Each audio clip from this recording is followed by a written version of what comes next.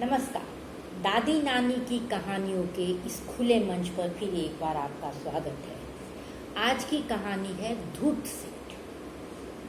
यह उस समय की कहानी है जब लोग अपने बच्चों का नाम आम नाम से हट के किसी पकवान के नाम पे, किसी जीव जंतु के नाम पे, किसी खेल के सामग्री के नाम पे रखा करते थे।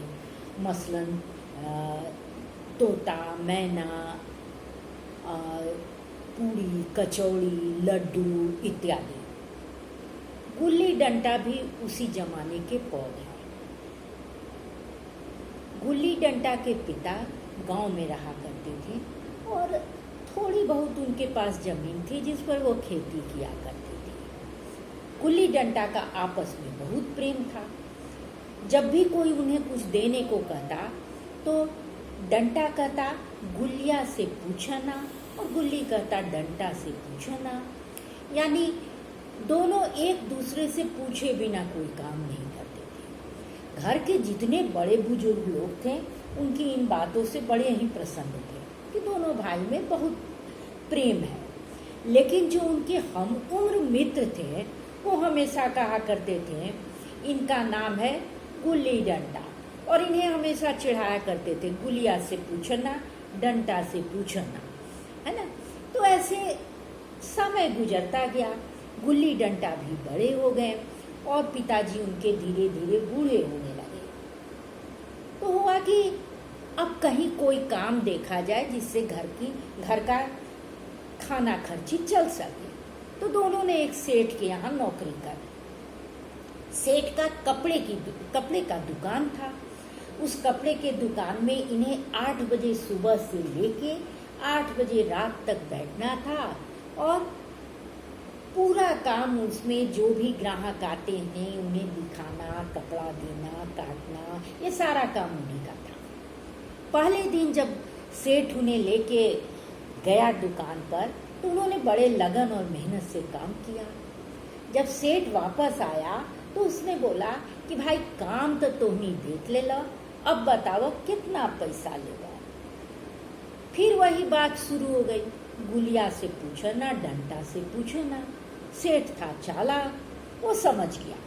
उसने कहा कि ठीक है। थोड़ी देर बाद उसने डंडा को बुलाया और डंडा से बात की कि भाई तू सब काम तो देख ले लो, अब बतावा कि एकरा बदले तू कौन पैसा लेगा।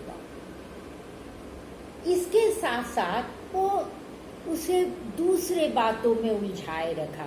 परिवार में कितने लोग हैं, कैसे रहते हैं, क्या रहते हैं, और इस बात को गौण कर दिया। डंडा से बात होती रही, वो भी भूल गया कि किस लिए बुलाया गया और क्या कहना है, वो चला गया। दूसरे दिन उसने गुल्ली से कहा कि भाई डंडा से तो हमार बात हो गईला, ओकर कहनाम बा कि जब खाना कपड़ा रहे सहे के मिली तो हम पैसा लेके का करें। गुल्ली ने कहा कि जब डंटे ने यही कहा है तो हमको भी मंजूर है, और दोनों भाई बड़ी लगन से वहाँ काम करने लगे। सेठ को बड़ा मजा आया क्योंकि इतने ईमानदार व्यक्ति और वो भी बिना पैसा के काम कर रहे हैं, वो बहुत खुश था। धीरे धीरे समय बीतता गया और इनके पिताजी बूढ़े हो गए। उनसे काम नहीं होता था।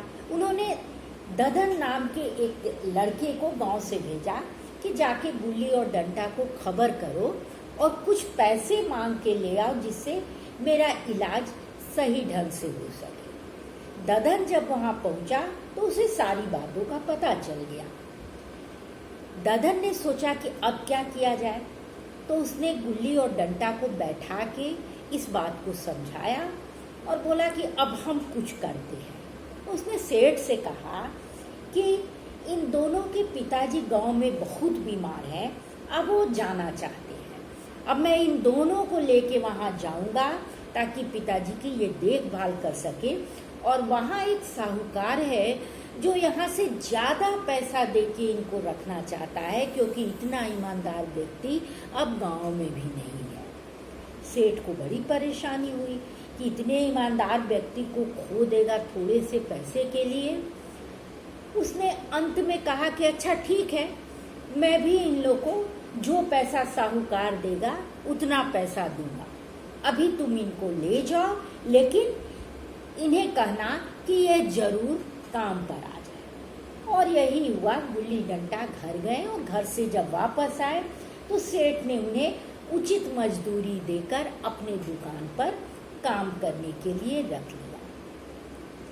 कहानी उस काल की तो उस काल में खत्म हो गई, लेकिन अभी भी यदि आप अपने निर्णय खुद नहीं लेते हैं तो लोग आपका शोषण करते हैं। सीधा बनिए, सरल बनिए, ईमानदार बनिए, लेकिन इतना सीधा नहीं बनिए कि लोग आपका शोषण करें, क्योंकि सीधे पेड़ जल्दी कट जाते हैं, ये मान के चलिए। इसलिए सीधा बनिए जरूर, लेकिन इतना सीधा नहीं कि लोग आपको बेवकूफ समझ के फायदा उठाएं। तो आज की कहानी यहीं खत्म। अगले सप्ताह फिर एक नई कहानी के साथ मैं आऊंगी। तब तक के लिए विदा, नमस्कार।